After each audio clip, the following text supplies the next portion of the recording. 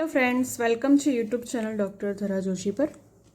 આજે હું ટેટ 2 એક્ઝામનું માળખું, એનો સિલેબસ જે ભાષાઓના મિત્રો માટે છે એ આજે હું ચર્ચા કરવા જઈ રહી છું।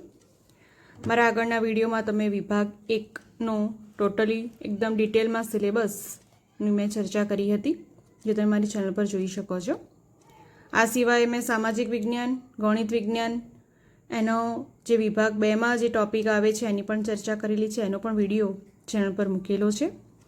જો તમે ચેનલ પર નવા હોય તો ચેનલને ચોક્કસથી સબસ્ક્રાઈબ કરો, લાઇક કરો અને વિડીયો શેર કરો કે જેથી બીજા મિત્રો જે છે કે જે ટાટ એક્ઝામ આપવા જઈ રહ્યા છે એ પણ આ વિડીયો જોઈને એનું ઉપયોગ કરી શકે અને માહિતી મેળવી શકે।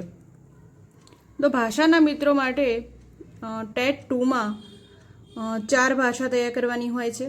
ભલે તમારો મુખ્ય વિષય ગુજરાતી હોય કે અંગ્રેજી હોય, હિન્દી હોય કે સંસ્કૃત હોય, પણ 4 વિષયો જે 4 ભાષા છે એમાંથી તૈયારી કરવી પડે છે। તો અંગ્રેજી 20 ગુણ, ગુજરાતી 20 ગુણ, હિન્દી 20 ગુણ અને સંસ્કૃત 15 ગુણ, એમ કરીને ટોટલ 75 પ્રશ્નો અને 75 ગુણ આ વિભાગ 2માં ભાષાના મિત્રો માટે છે। ડિટેલમાં આપણે સિલેબસ જોઈએ તો સંકલિત ભાષાઓના પેપરમાં દરેક વિષયની ભાષા સજ્જતા, સંભાષણ અને વિદ્યાર્થીઓ સાથેના વર્ગ વ્યવહાર અને આંતરક્રિયાને લગતી સજ્જતાનું મૂલ્યાંકન તથા ભાષાના મૂળ તત્વો, પ્રત્યાયન અને સાર અર્થગ્રહણની ક્ષમતાનું મૂલ્યાંકન કરતા પ્રશ્નો।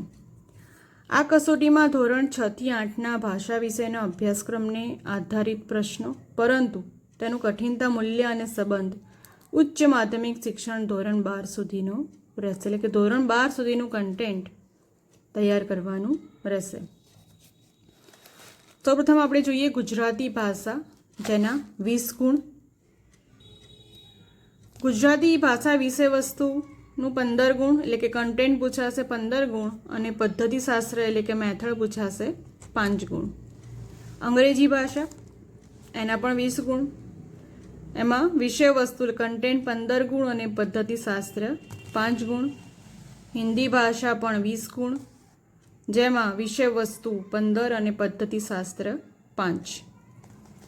પછી સંસ્કૃત કાં તો ઉર્દૂ અને મરાઠી ભાષા હશે તો અહીંયા 15 ગુણ, જેમાં વિષય વસ્તુના 10 ગુણ અને પદ્ધતિશાસ્ત્રના 5 ગુણ। ઉપરોક્ત ભાષા વિષયનું પદ્ધતિશાસ્ત્ર ગુજરાતી, અંગ્રેજી અને હિન્દી તેમજ સંસ્કૃત, ઉર્દૂ અને મરાઠી ભાષા શાસ્ત્ર। તો મેથડમાં કેવા સિલેબસ હશે આપણે જોઈ લઈએ। અભ્યાસ અને અધિગમ શીખવવું અને સંપ્રાપ્તિ, ભાષા શિક્ષણના સિદ્ધાંતો, ભાષા વિકાસ માટે શ્રવણ અને કથનની ભૂમિકા, આઈટી એટલે કે માહિતી ટેકનોલોજીનો સાધન તરીકે ઉપયોગ, વિચારોને મૌખિક અને લેખિત રીતે વ્યક્ત કરવા માટે વ્યાકરણની સમીક્ષાત્મક ભૂમિકા, વિવિધતા ધરાવતા વર્ગખંડમાં ભાષા શિક્ષણના પડકારો, ભાષા સંબંધિત મુશ્કેલીઓ, ભૂલો અને અવરોધો, ભાષા કૌશલ્ય, જેમાં સાંભળવું, બોલવું, વાંચવું, લખવું, અર્થગ્રહણ, અભિવ્યક્તિ અને શબ્દભંડોળ, ભાષા કૌશલ્યનું મૂલ્યાંકન, અધ્યયન અધ્યાપન સામગ્રી, જેમાં પાઠ્યપુસ્તક, મલ્ટીમીડિયા સામગ્રી અને બહુભાષીય સ્ત્રોતો, અને છેલ્લું છે ઉપચારાત્મક શિક્ષણ। તો જે પદ્ધતિશાસ્ત્ર છે એટલે મેથડ છે, તમે બીએડમાં ભણીને જ આવ્યા છો। બીએડની જે મેથડની બુક હતી, બીએડ સેમ 1 અને સેમ 2ની અંદર જે મેથડ આવતી હતી એમાંથી જ આ ટૉપિક લીધેલા છે। તો એ તમે તો જો હાલ બીએડ કરતા હોય કાં તો છેલ્લા વર્ષમાં હોય તો તમે બીએડના જે આ પુસ્તકો છે તમારી પાસે ઝેરોક્સ લઈને પણ રાખી શકો છો, કે જેથી તમે જ્યારે ટેટ કે ટાટ આપવાના હોય તો એ આ ઉપયોગમાં આવે।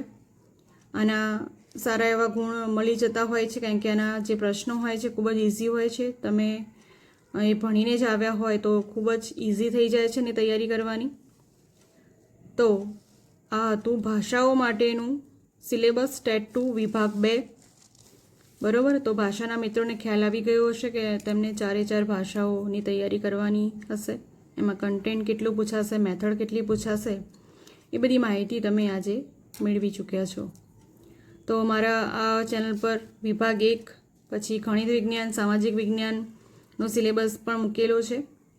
તો જો તમારા મિત્રો હોય તો એમને પણ આ વિડીયો શેર કરો કે જેથી એ લોકો પણ ડિટેલ્સમાં જે સિલેબસ છે એની માહિતી મેળવી શકે. તો મળીએ નેક્સ્ટ વિડીયોમાં. ત્યાં સુધી જય હિન્દ, વંદે માતરમ.